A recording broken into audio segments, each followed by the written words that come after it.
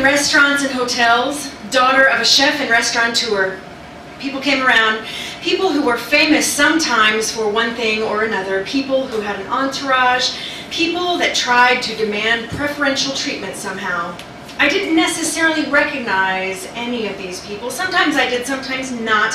But there was a tension that hung around the kitchen and the chef's office when a VIP was scheduled to be in the dining room. A tension that would disappear the moment he or she arrived, and everyone remembered the star was as human as the rest of us. Later on, I lived in Manhattan, and seeing celebrities wasn't any big deal. It's what happens in New York, and only tourists dare make a scene, even if the heart is a teenage girl gripped in the Beatlemania of the moment. The exterior had to be cool. Haley Mills and I used the same bank, where after the third day in a row of seeing me, she patted my arm for my attention and joked that she wasn't stalking me, and smiled. I made small talk. Though my heart may have been leaping to shout, oh my God, Parent Trap. I did not mention Parent Trap. I was cool. Back to my list. Al Pacino and I passed in front of Lincoln Center. Mary Lou Henner and I stood on line for coffee together. George Carlin introduced himself to me, and we talked briefly about cheeseburgers, Whoppers in particular, milkshakes, oyster bars, and blues music. And Sid Charisse and I had a lovely conversation about underwear. Matthew Broderick helped me laugh about a bad date while said bad date was in the restroom.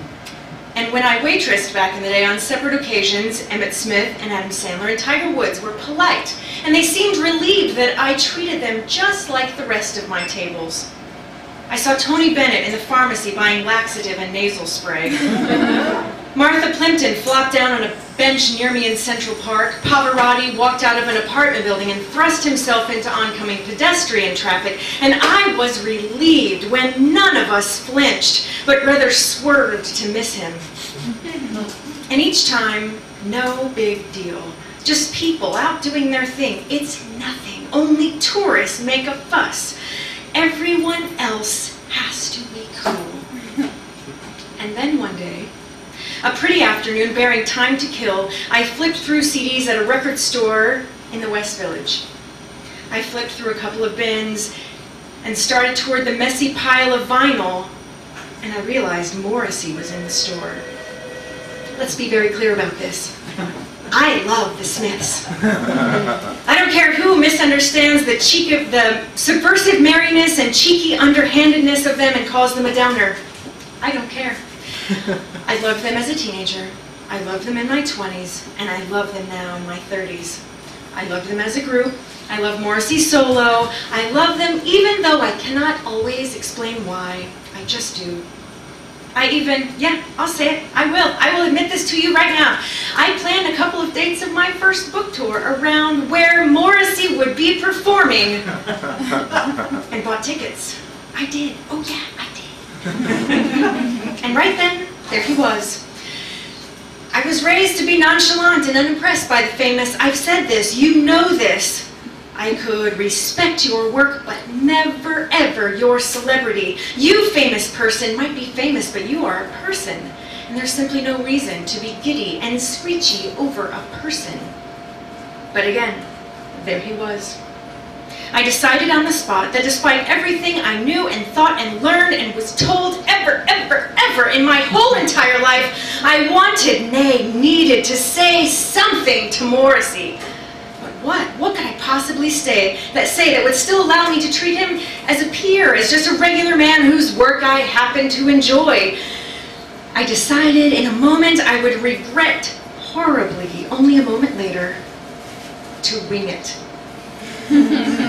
Surely, I thought, the right thing, a graceful, casual, pithy little remark will just spring forth from my lips and not alienate him in the least. We'll just strike up a conversation, I'll express my enjoyment of his work, he'll respond graciously, we'll laugh, then go our separate ways, and the whole thing will be a small talk delight. Yes, well. I flipped through the CDs, scooting closer and closer down the aisle toward the ringleader of the tormentors. Once I stood, maybe only a few feet away, I realized that he held in his hands a CD I owned, and still own, singles, 45s, and under by squeeze. This was perfect.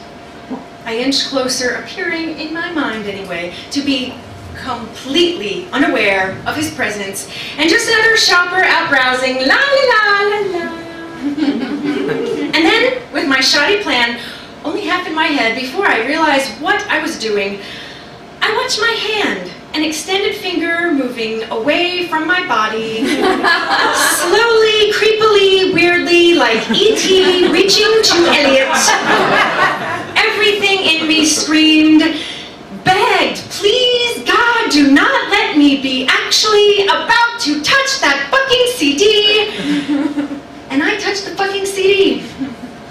He looked up, a look of half horror and half amusement across his face. My mind reeled, recovering, I thought to say something clever, something witty about the CD, to assure him, oh, of course, it's an excellent CD, you should buy it, you should. Instead, my voice caught in my throat, and what came from my mouth was not at all the brilliant remark I was attempting, but instead went,